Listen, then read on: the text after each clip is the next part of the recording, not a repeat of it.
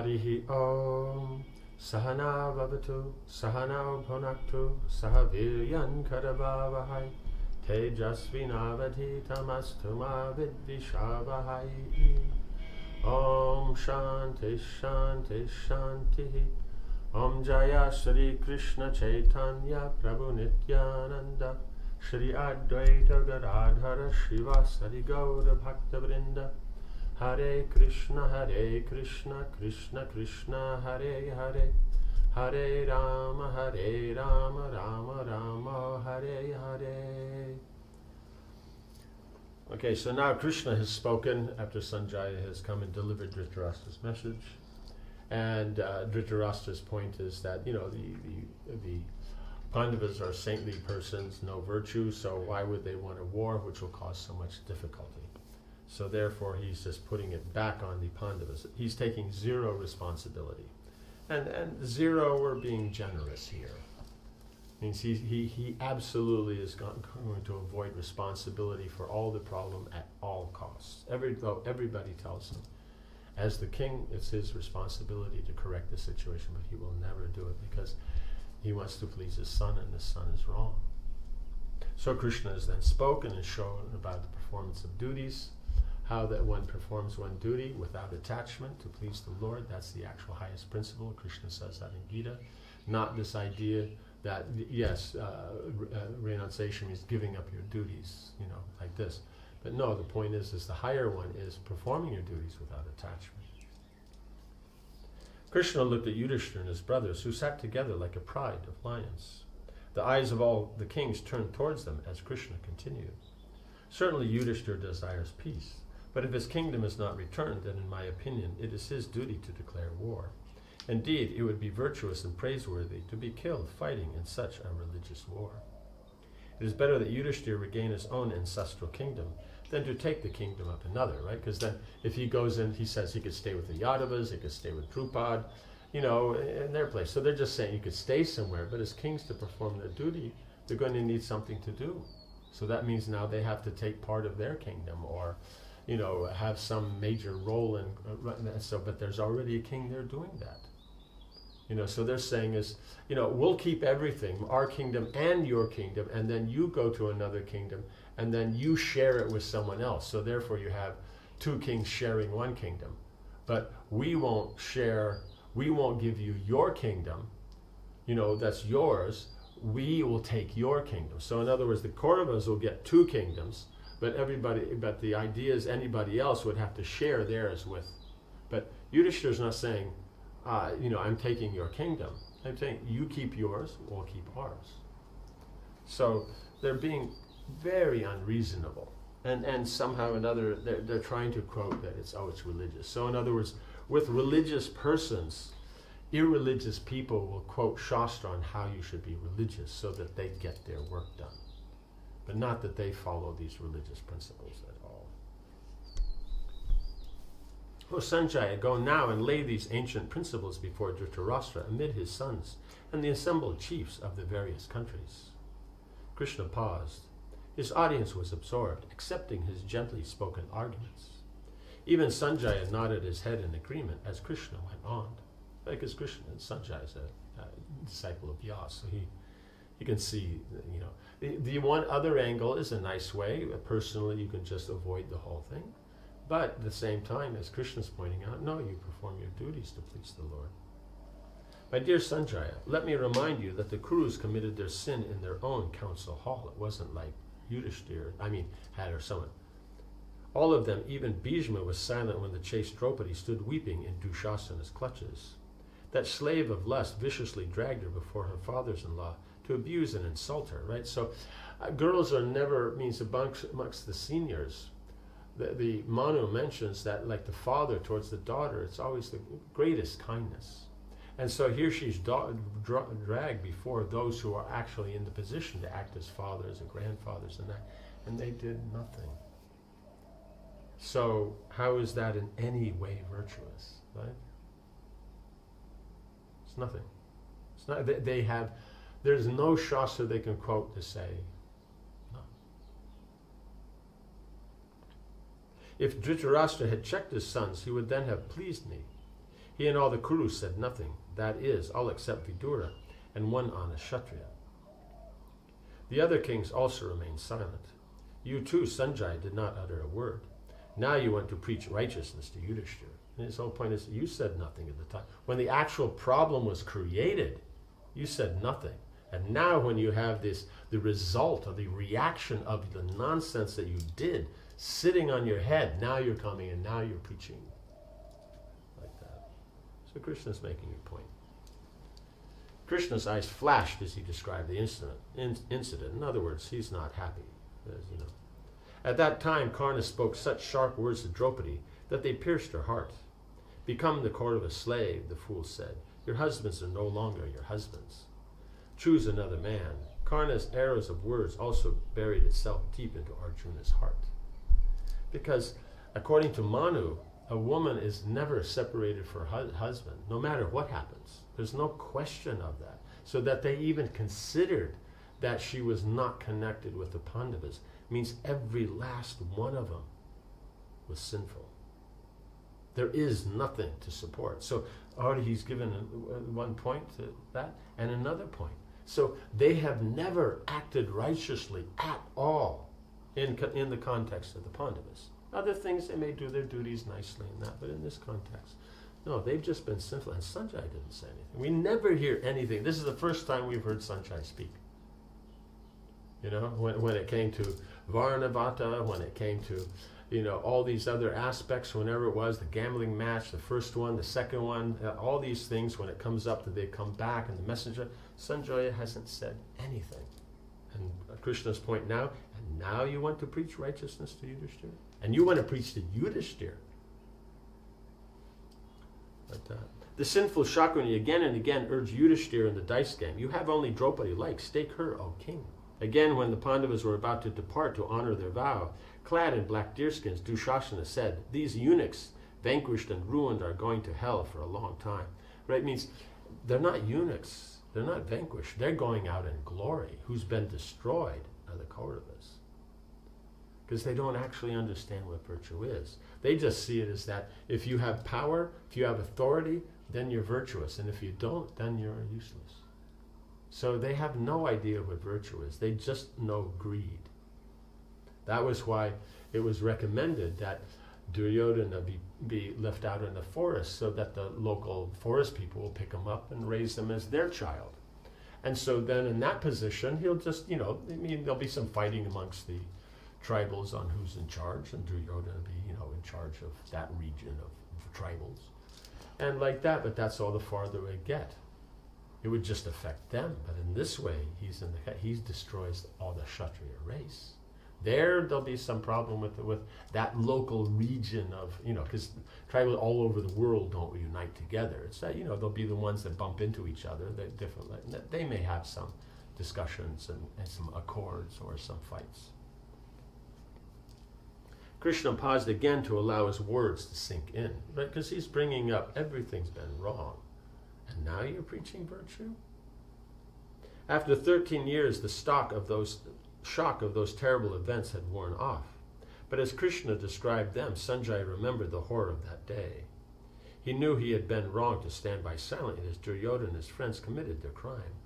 Out of loyalty to the blind king, he had watched in anguish as the noble Pandavas, and especially their gentle wives, had suffered unbearable insults, right? So you have the aspect of where they're trying to perform their duties. Like, so he's doing, Bhishma's doing, Drona's doing, Vidura, that they're telling them, but they're not doing anything because they're loyal to the crown. But the point is if the crown is not acting in a virtuous way, technically you don't have to. Bhishma could have just gone up and chastised Duryodhana, you know, like that, and said, you know, like that, you know, it's like none of you are rightful heirs of the throne. Bhishma is. He said he wouldn't, but he can be regent, so he's going to be regent. Or right at that point, he's going to throw it out and make Yudhishthira. That could have happened, but it didn't. Of course, we all know that it's Krishna's plan. You know, because Duryodhana is a sinful person, but that doesn't make it all right. it means the plan is that it'll go this way so that all these sinful persons like Duryodhana and those who follow him will all be destroyed.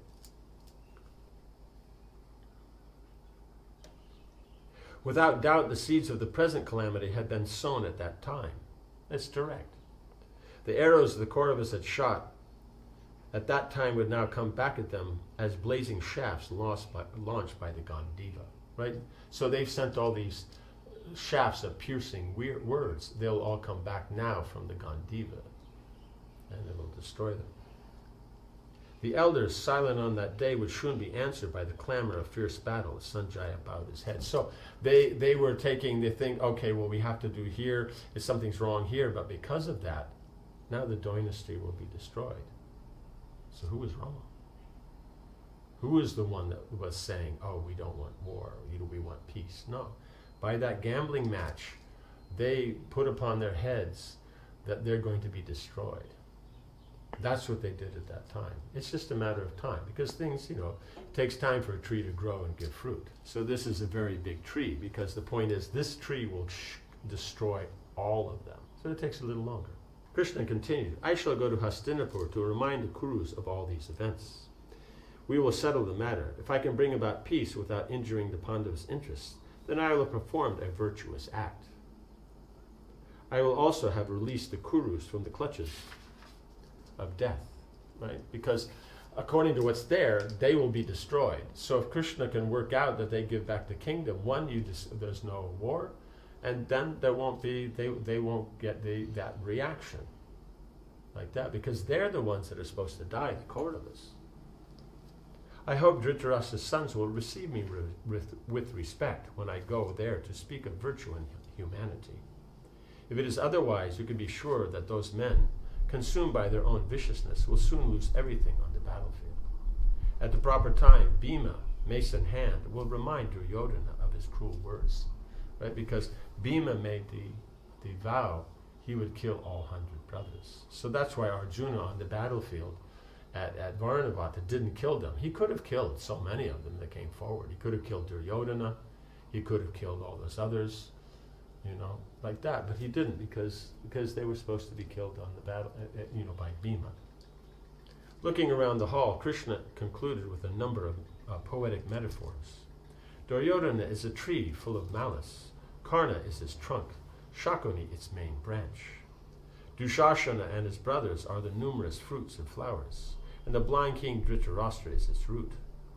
On the other hand, Yudhishthira is a tall tree full of virtue. Arjuna is its trunk. Bhima its branch, and the twins its fruit and flowers. I myself, along with the Vedas and the Brahmins, are its root. So you can see slightly different tree. O Sanjaya, tell your master that peace with the Pandavas is the only intelligent course. The Kurus are like a forest, and the Pandavas are the tigers. Without tigers, men would cut down the trees. And without the forest, the tigers have no protection. They need each other.